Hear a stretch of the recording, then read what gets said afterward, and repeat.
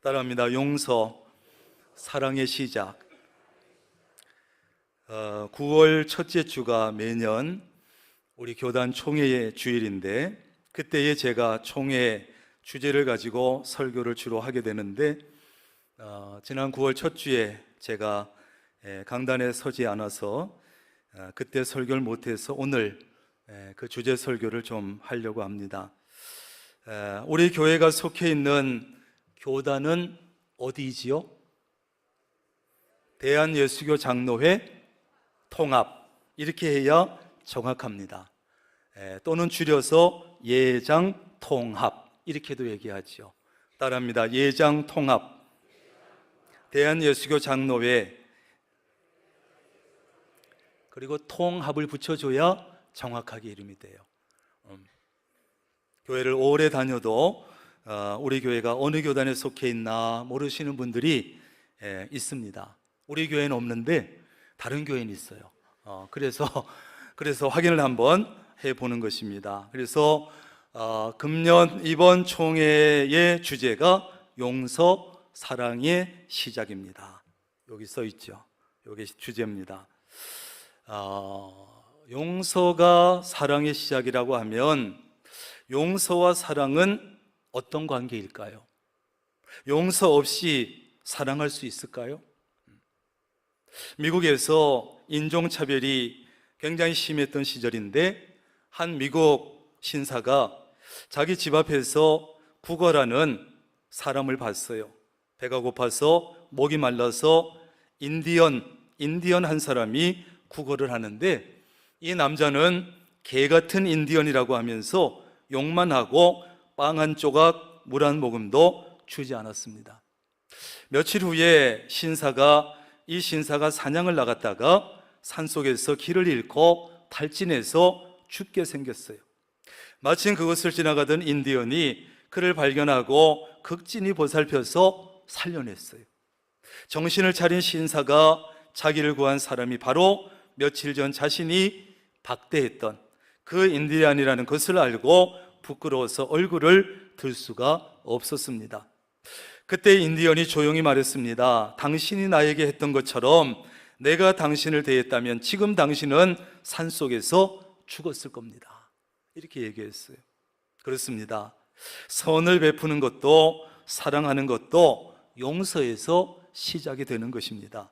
진정한 용서 없이는 진정한 사랑도 시작될 수 없고 선을 베풀 수도 없습니다. 진정한 용서는 보복하지 않는 것, 안갚음을 하지 않는 것, 이것을 넘어서 선을 베풀고 사랑하는 것까지가 진정한 용서입니다. 이번에 제가 안식월을 가지면서 출애굽 여정에 따라 이집트에서 출발해서 이스라엘을 지나서 요르단 쪽으로 성지순례를 다녀왔어요. 이스라엘을 간다고 하니까 우리 장로님들도 좀 염려해 주셨는데, 여러분까지 걱정하실까 봐 이스라엘 간다는 얘기는 안 했습니다. 이스라엘에서 한 5일 정도를 지냈는데, 얼마 전에 미사일을 주고받던 그런 전쟁의 분위기는 전혀 느낄 수가 없었습니다. 그러나 이스라엘에서 요르단으로 건너가는 중에 인터넷을 통해서 그날 아침에 바로 예루살렘에서 버스 테러가 있었다는 사실을 알게 되고 깜짝 놀라고 가슴을 쓸어내렸어요. 지금도 여러분, 이스라엘은 언제 미사일이 날아올지, 어디서 테러가 일어날지 모르는 불안한 상태, 늘 전시 상태. 그래서 이스라엘 성지순례를 가도 성지순례에 들어가지만 예정은 했지만 어떤 때 가면 열려 있고 어떤 때 되면 폐쇄가 돼요. 이게 전쟁 상황에 따라서 달라지게 되죠. 그래서 지금도 그들의 입에서는 샬롬이라고 하는 인사가 늘 붙어 있지요. 해볼까요? 샬롬. 이 샬롬이 늘 입에 붙어 있어요. 왜? 하나님이 주시는 참된 평화, 샬롬, 이 샬롬이 평화가 절실하게 필요하기 때문이에요. 우리나라는 아침에 만나 무슨 인사했어요? 옛날에는 진지 드셨습니까? 식사하셨습니까? 왜? 하도 굶는 일이 많으니까 밥 먹었냐고 인사하는 거야. 이스라엘은 하도 미사일 날라다니고 전쟁하니까 샬롬이라고 인사하는 거예요. 제일 아쉬운 걸로 인사하는 거예요. 그런데 성경이 말하는 샬롬의 진정한 의미를 알기 위해서는 먼저 구원이라고 하는 의미를 알아야 되는데, 왜냐하면 히브리인들은 구원이 이루어진 상태를 샬롬, 평화라고 생각했기 때문이에요. 구원은 영원한 생명을 얻고 천국 백성이 되고 천국에 들어가는 것을 의미하지만, 그러나 구원은 육신의 질병과 삶의 모든 위기에서 벗어나는 것까지 포함하는 것이 샬롬인 것이에요. 샬롬. 그냥 천국만 가고 영생만 얻고 이것이 아니고, 그래서 이렇게 온전한 구원이 이루어진 상태가 바로 샬롬, 평화입니다. 예수 그리스도만이 우리에게 진정한 샬롬, 평화를 주실 수 있어요. 여러분, 샬롬은요, 권력으로 가질 수 있는 것도 아니고, 힘으로 빼앗을 수 있는 것도 아니고, 돈으로 살 수 있는 것도 아니고, 하나님께서 선물로 주셔야만 샬롬을 가질 수 있고 누릴 수 있는 것이에요. 샬롬은 하나님과의 관계, 다른 사람과의 관계, 그리고 내 자신과의 관계에서 화해가 이루어지고 용서가 이루어진 관계, 그것이 바로 샬롬이라는 거예요. 예수님께서 지신 저 십자가의 핵심은 바로 화해와 용서입니다. 뭐라고요? 화해와 용서. 그게 십자가 핵심이에요. 고린도후서 5장 8절에 보면 하나님께서 그리스도로 말미암아 우리를 자기와 화목하게 하시고 우리에게 화목하게 하는 직분을 주셨으니, 이렇게 말하고 있어요. 뭘 주셨다고요? 화목하게 하는 직분을 주셨다. 그러니까 우리가 집사가 되기 전에, 권사가 되기 전에, 장로가 되기 전에, 목사의 직분을 받기 전은 훨씬 이전에 무슨 직분? 화목하게 하는 직분을 주셨다는 거예요. 우리의 받은 직분 중에 가장 중요하고 시급한 직분은 뭐냐? 화목하게 하는 직분이에요. 그래서 마태복음 5장 23절 이하에 보면, 너희들이 혹시 제단에다가 예물을 드리다가 다른 사람에게 원망 들을 만한 일이 있는 것이 생각나면 예물을 제단 앞에 두고 먼저 가서 그들과 화목하고 그 다음에 와서 예물을 드리라. 예, 이렇게 말씀하셨어요. 그러니까 무슨 얘기입니까? 하나님을 그렇게도 기쁘시게 하는 예배, 하나님이 그렇게도 기뻐하시는 예물 예배지만 화해와 화목이 먼저 이루어져야 된다는 거예요. 화해도 하지 않고 화목도 하지 않으면서 그저 거룩한 모습으로 진하게 화장하고 머리 다듬고 와가지고 거룩하게 성경책 들고 와서 예물 드리고 예배하는 거 하나님이 기뻐하지 않는다는 거예요.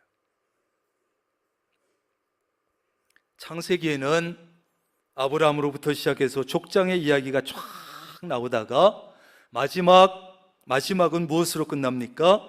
요셉이 형들을 용서하는 것으로 끝나요. 멋지게 용서하지요. 아버지 야곱이 죽은 후에 형들은 두려움에 사로잡힙니다. 왜? 아버지가 살아있을 때는 저놈이, 저 요셉이 꼭 참고 있었지만 이제 아버지가 죽었으니 우리를 분명히 죽일 거야. 벌벌 떨었어요. 그런데 요셉이 어떻게 합니까? 형들의 잘못을 용서할 뿐 아니라, 형님들 두려워하지 마세요. 걱정하지 마세요. 내가 형들과 자녀들과 형수님들을 다 책임지겠습니다. 걱정하지 마세요. 얼마나 마음이 놓였겠어요. 정말 쉽지 않은 일입니다. 왜요? 우리가 아는 대로 형들은 어린 시절 요셉에게 정말로 죽을 죄를 지었고, 요셉은 그 형들을 죽일 수 있는 충분한 힘이 있었고, 요셉이 형들을 죽인다고 해도 우리가 비난할 수 있겠습니까? 누구도 비난하기 어려워요. 그러나 요셉은 아무 조건 없이 형들을 깨끗이 용서했어요. 그래서 그 장면은 너무나 감동적이에요. 읽을 때마다. 성경에 우리가 쓰기도 하는 긍휼이라고 하는 말이 있지요. 이 긍휼은 히브리어로 따라합니다. 라함. 긍휼이 라함이에요. 근데 이 라함과 비슷한 단어가 레헴이라고 하는 단어가 있는데, 레헴은 뭐냐? 어머니의 여성들의 자궁을 뜻하는 말이에요. 무슨 말이에요? 어머니의 그 자궁처럼 섬세하게 따뜻한 사랑이 바로 뭐다? 긍휼이다. 긍휼이다. 용서를 뜻하는 히브리어 동사는 살라흐인데 하나님의 용서를 표현하는 단어입니다. 그런데 이 단어의 주어는 항상 하나님이에요. 하나님. 이것은 하나님의 용서는 인간의 용서와는 차원이 다르다는 것을 강조하는 거예요. 뿐만 아니라 단순히 죄를 용서하는 것으로 끝나는 것이 아니라 그 사람과의 관계를 회복시키고 하나님의 복에까지 이르게 하는 것, 이것이 참된 용서라는 거예요. 탕자의 아버지가 탕자를 용서해 주었을 뿐 아니라 아들의 신분을 완전히 회복시켰지요. 어떻게? 옷을 갈아입히고 신을 신겨주시고 가락지를 끼워주고, 그래서 주인의 아들로서 누릴 수 있는 모든 것을 다시 누릴 수 있게 했습니다. 이것이 바로 하나님의 용서고 진정한 용서입니다. 이것이 바로 하나님의 용서이고 진정한 용서입니다. 지난 9월 10일 날 미국에서 큰 사건이 하나 났습니다. 미국의 보수 쪽에 보수주의 정치 운동가인 찰리 커크가 괴한의 총격으로 사망을 했어요. 우리나라 나이로 하면 겨우 33살입니다.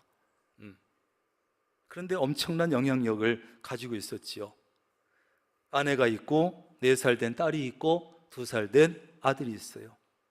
이것도 안타까운 일이지만, 그런데 놀라운 것은 남편을 추모하는 자리에 수많은 엄청난 사람들이 모여있는 앞에서 그의 아내인 에리카 커크가 연설을 했는데, 연설 중에 한 토막입니다. 나는 나의 남편을 죽인 그 사람을 용서합니다.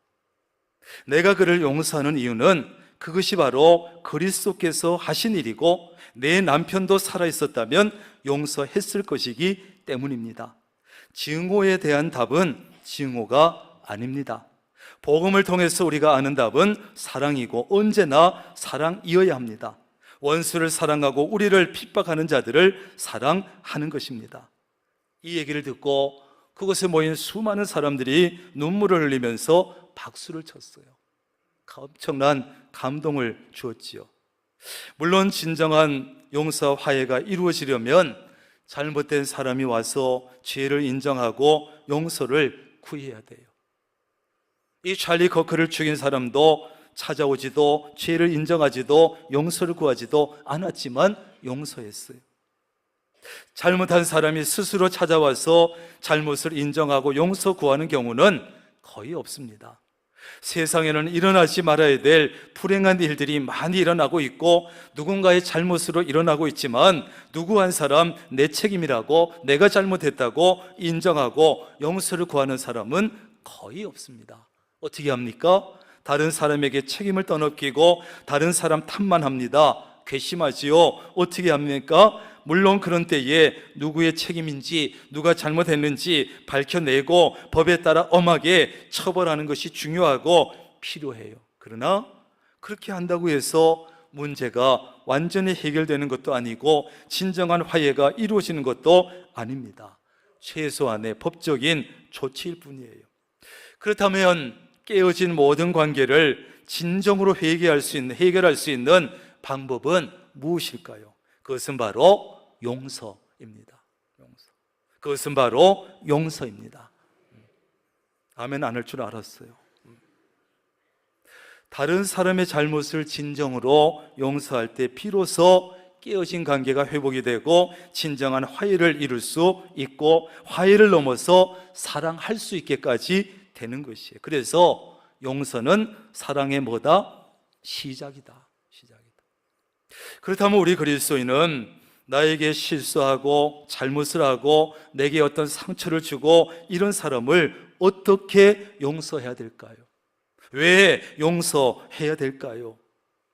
프랑스 왕이었던 루이 12세에게는 그가 왕위에 오르기 전에 자신을 극렬하게 반대했던 원수 같은 적들이 있었어요. 그들은 왕이 왕되고 나서 복수할까 봐 두려워 떨었습니다. 소문에 의하면 왕이 적들의 명단을 딱 적어놓고 이름 위에다가 한 사람씩 직접 검은 십자가를 그렸다는 소문이 나는 거예요. 적들은 공포에 사로잡혀서 도망치기 시작했어요. 그런데 얼마 지나지 않아 왕이 그린 검은 십자가의 진짜 의미가 알려졌어요. 왕이 검은 십자가를 그린 것은 그들을 처벌하겠다는 표시가 아니었어요. 내가 예수 그리스도의 한없는 은혜로, 십자가의 은혜로 용서받았으니 나도 과거의 적들을 한 사람 한 사람 모두 용서한다는 의미였어요. 왕은 적들을 모두 용서하고 목숨을 보장해 주었습니다.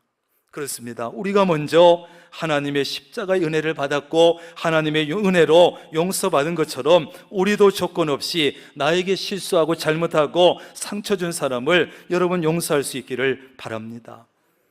골로새서 3장 13절입니다. 누가 누구에게 불만이 있거든 서로 용납하여 피차 용서하되 주께서 너희를 용서하신 것 같이 너희도 그리하고. 네. 우리는 나에게 실수하고 잘못한 사람, 상처 준 사람을 용서하되 주께서, 하나님께서 나를 용서한 같이 용서하라는 거예요. 그렇다면 하나님은 우리에게 어떻게 하셨습니까? 하나님께서 우리를 사랑하시려고 이렇게 사랑하시려고 했는데 우리에게 죄가 발견되고 허물이 너무나 많았습니다. 우리의 죄와 허물을 그대로 두고는 사랑할 수가 없었습니다. 하나님도. 그래서 하나님은 우리를 사랑하시기 위해서 먼저 우리의 죄를 용서하시고 허물을 용서해 주셨습니다. 그리고 우리를 마음껏 사랑해 주신 것이에요. 이것이 바로 우리가 다른 사람의 잘못을 용서해야 되는 이유가 되고 기준이 되고 순서가 되고 방법인 것이에요. 하나님은 우리의 죄를 용서하시되 묻지도 따지지도 않고 용서하시는 분이에요. 그리고 우리가 지은 죄를 다시는 기억도 하지 않겠다 하셨어요. 탕자가 돌아왔을 때 탕자의 아버지는 어떻게 했습니까? 야, 이놈 자식, 너 그때 왜 그랬어? 재산 다 챙겨서 집 나갔으면 잘 살기라도 해야지. 왜 돌아왔어? 이놈 자식아, 무슨 낯짝으로 돌아왔어?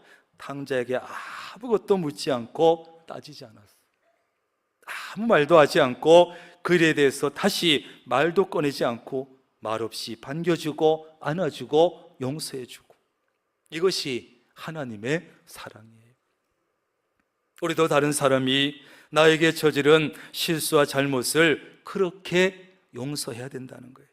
그런데 우리는 어떻습니까? 누가 나에게 실수하고 잘못하고 혹 상처 준 일이 있으면 묻고 따지고 화내고 기죽이고 윽박지르고 좀처럼 용서도 잘 못하지만 용서한다고 말해놓고는 절대 잊어버리지 않습니다.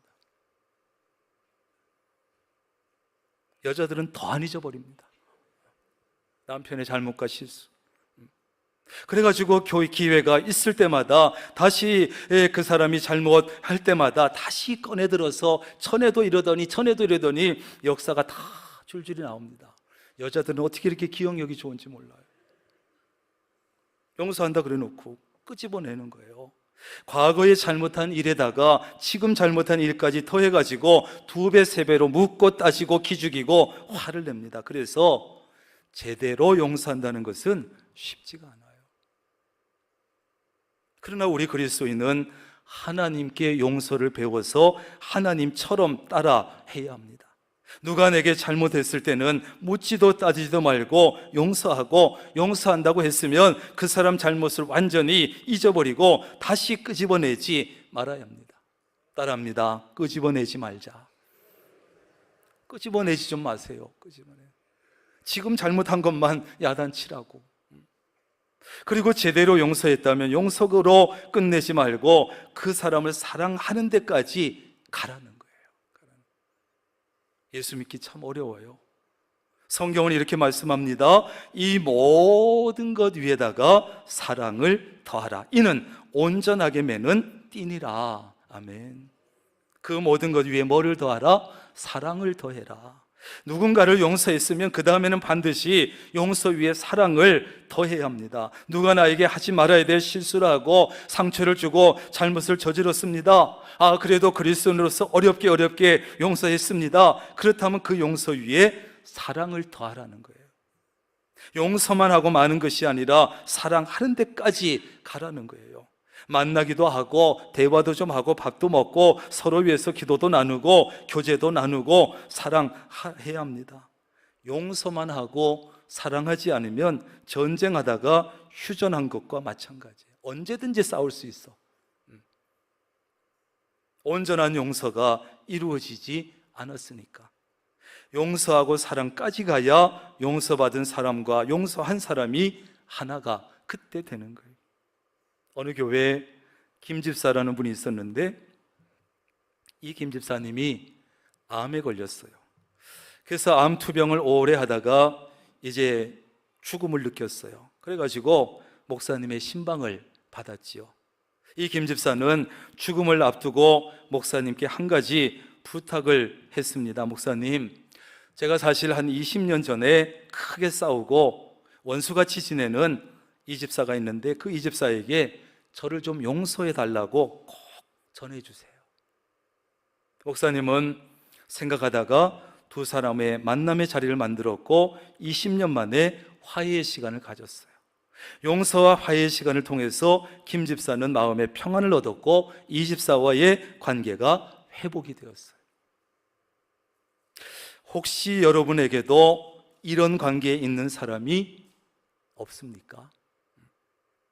교회 안에 교인 중에 있을 수도 있고 교회 밖에 있을 수도 있고 그것이 남편 아내일 수도 있고 자식일 수도 있고 친척일 수도 있고 이런 관계에 있는 사람이 없느냐고요. 예전에는 참 좋은 관계였는데 어떤 일로 인해서 다투게 되고 아직도 화해하지 못하고 서먹한 관계나 심하면 꼴도 보기 싫은 관계가 아직도 유지되고 있는 그런 사람은 없느냐고요. 지금 생각해보면 아무것도 아니야. 그때 그냥 미안해 한마디만 했으면 끝날 일이야. 그런데 우리는 그 한마디를 못해. 왜? 용기가 없어서 못하기도 하고 끝까지 자존심 세우다가 못하고 지금까지도 그런 관계를 가지고 그 사람이 먼저 손 내밀기를 기다리다가 어느 한쪽이 죽을 수도 있습니다. 우물쭈물하다가 영영 화해할 기회를 놓칠 수도 있습니다. 기다리지 말고 자존심 내세우지도 말고 내가 먼저 용기를 내야 합니다. 마음속에 있는 미움을 해결하고 평안을 누릴 수 있기를 바랍니다. 꼭까지 자존심 때문에 우리는 마음속에 미움을 품고는 평안을 누릴 수가 없어요. 마음속에 미움을 품고 있는 사람은 겉으로는 웃어도 평안해 보여도 평안하지 않아요. 어떤 사람이 정말 용기 있는 사람입니까? 용서를 구하는 사람이 진짜 용기 있는 사람. 어떤 사람이 정말 믿음 좋은 사람입니까? 용서하는 사람이 정말 믿음 좋은 사람이에요. 인간관계는요 유리그릇 같아요. 유리그릇. 그래가지고 어느 쪽이 좀 잘못하면 순식간에 깨지고 깨진 유리그릇은 다시 붙이기가 어렵습니다. 한 몸이라고 하는 부부의 관계도 마찬가지예요. 한마디만 사과해도 되는데 그걸 못해가지고 여러분 하나님의 사랑이 아니면 십자가의 사랑이 아니면 용서하는 것도 어렵고 회복도 하는 것도 어렵고 사랑하는 것은 더 어려워요. 관계가 깨지는 것은 한순간, 회복은 오래 걸리거나 영영 못할 수도 있어요. 2015년 미국의 한 흑인 교회에서 흑인들이 모여서 성경 공부를 하고 있는데 갑자기 괴한이 뛰어들어와서 총기로 난사를 했고 9명이나 죽었어요. 이 끔찍한 일을 저지른 사람은 21살의 백인 청년인데 백인 우월주의에 빠진 사람이에요. 그래서 흑인 교회에 와서 난사를 한 거예요. 이후에 재판에 참석한 유족들은 그 청년에게 직접 말할 수 있는 기회가 주어졌어요. 유족들이 한 명씩 일어나서 그에게 말을 합니다. 먼저 어머니를 잃은 딸이 말합니다. 엄마와 다시는 이야기 나눌 수도 없고 엄마를 우리가 다시 안을 수도 없지만 당신을 용서합니다. 당신 영혼의 자비가 깃들기를 바랍니다. 그 다음은 아들을 잃은 한 어머니가 말합니다. 당신은 내 아들뿐 아니라 내가 알고 있는 가장 아름다운 사람들을 죽였습니다. 하지만 우리는 당신을 사랑합니다. 하나님께서 당신에게 자비 베풀어 주시기를 기도하겠습니다. 여러분, 이런 용서, 이런 사랑은 그리스도인이 아니고는 쉽지 않습니다. 여러분, 우리에게는 사실 나에게 실수하고 잘못하고 상처 준 사람을 용서할 수 있는 그런 넓은 마음, 너그러운 마음이 없습니다. 그럴 만한 믿음도 우리에게는 없습니다. 어떻게 해야 됩니까? 첫째는 나도 언제든지 남에게 실수할 수 있고 상처 줄 수 있고 잘못할 수 있다는 것을 인정하는 거예요. 첫째 단계는. 그러고 나면 남을 용서할 수 있는 그 여지가 조금 생깁니다. 그렇지, 나도 실수할 수 있고 잘못할 수 있고 나도 모르게 상처 줄 수 있지. 그러면 용서할 여지가 조금 생겨. 여기서 멈추지 말고 그 다음에는 내가 먼저 받은 하나님의 사랑, 내가 먼저 받은 십자가의 사랑, 이걸 기억하고 이것이 아니면 우리는 남을 용서할 수가 없어요. 우리는 하나님의 사랑으로, 십자가의 사랑으로 다른 사람을 용서해야 합니다. 용서하지 않으면 사랑을 시작할 수도 없고 선을 베풀 수도 없고 마음의 평안도 없습니다. 여러분, 용서를 넘어서 선을 베풀고 사랑까지 가는 복된 그리스도인으로 사시기를 주님의 이름으로 축원합니다.